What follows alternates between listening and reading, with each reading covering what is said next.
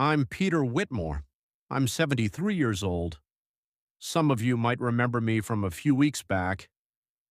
The response to that video was overwhelming, and I want to thank you for that.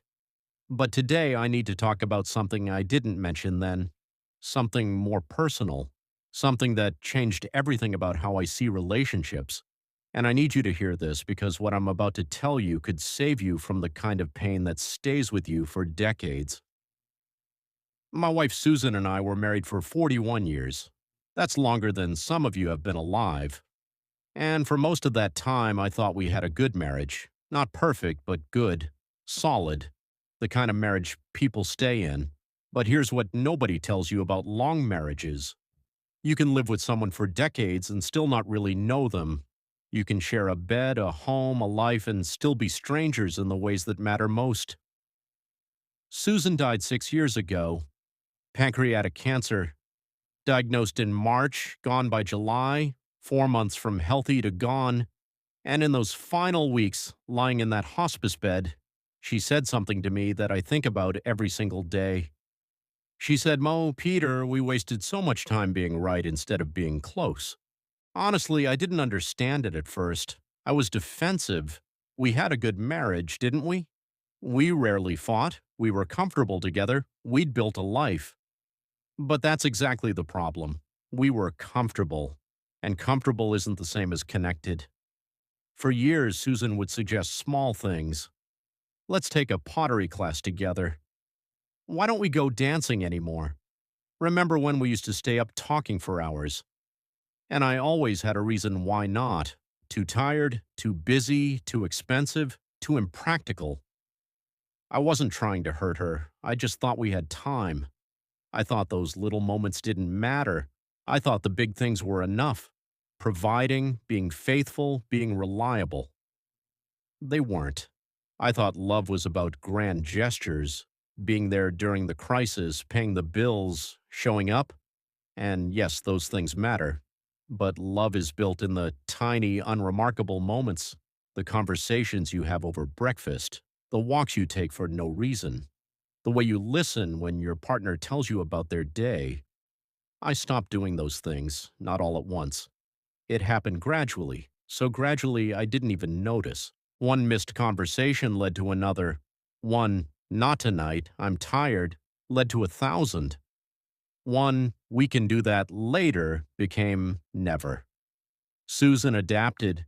She stopped asking me to dance, stopped suggesting we take classes together, stopped trying to have deep conversations. She found her own friends, her own activities, her own life. We became roommates who happened to be married, polite, considerate, fundamentally alone. I didn't see it, or maybe I did, and I told myself it was normal, that this is just what happens in long marriages. The passion fades. You settle into routine, you become comfortable. But comfortable is just another word for complacent. When Susan got sick, everything changed. Suddenly we had a deadline. Suddenly all those things I thought we'd do someday had a very clear expiration date. In those final months, we talked more honestly than we had in 20 years. She told me things I never knew, dreams she'd given up on, hurt she'd carried silently, times she'd felt invisible in her own marriage. One night, about 3 weeks before she died, she told me about a trip she'd always wanted to take to Scotland. Her grandmother was from there, and she'd always dreamed of seeing the Highlands, walking through the villages, understanding where she came from. She'd mentioned it to me multiple times over the years, and every time I dismissed it. Too expensive. Not a good time. Maybe when we retire. We never went, and now we never would. She wasn't angry when she told me this. That's what made it worse. She was just sad. Resigned. Like she'd accepted years ago that I wasn't going to be the partner she needed. I asked her why she never pushed harder, why she didn't insist. She said, "I didn't want to make you do something you didn't want to do.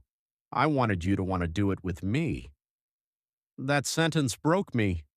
The biggest threat to your relationship isn't cheating or fighting or some dramatic betrayal. It's indifference. It's taking each other for granted. It's the slow erosion of intimacy that happens when you stop trying. You stop asking questions because you think you already know the answers. You stop making effort because you think your partner will always be there. You stop prioritizing the relationship because you think you have time. And one day you wake up next to a stranger, or worse, they're gone and you never really knew them at all. After Susan died, I found a journal in her nightstand. She'd been keeping it for years. Reading it was like discovering a person I'd lived with but never truly seen. She wrote about loneliness, about feeling like she was screaming into a void, about moments that hurt her, times I was physically present but emotionally absent, times I chose work over her, times I was more interested in my phone than in what she was saying. She also wrote about love, about the man she married, about hoping that version of me would come back. I was right there. We slept in the same bed every night, but I might as well have been on another planet. I wasn't malicious, I wasn't trying to hurt her. I just got lazy. I thought showing up was enough. I thought not doing anything wrong was the same as doing things right. Relationships don't die from dramatic failures. They die from 1,000 small neglects. If you're in a relationship right now, ask yourself this. When's the last time you had a real conversation with your partner? Not about schedules or dinner, but about dreams, fears, ideas. When's the last time you did something just because it would make them happy? Your partner isn't going to be there forever. One of you will die first. And when that happens, there are no do-overs.